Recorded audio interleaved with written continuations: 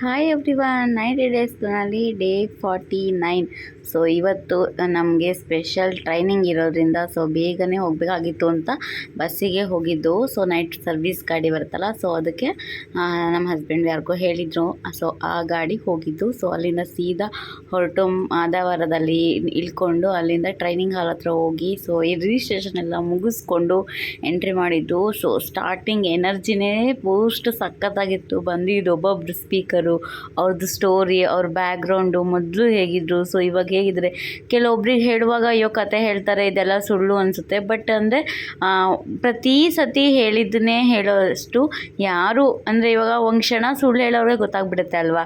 ಇವರು ಇವತ್ತು ಹೇಳಿದರು, ನಾಳೆ ಹೇಳಿದ್ರು, ನಾವು ಯಾವ ಟ್ರೈನಿಂಗ್ ಹೋದ್ರೂ ಸೊ ಸತ್ಯ ಒಂದೇ ಬರುತ್ತೆ ಅಲ್ಲಿ ಅರ್ಥ.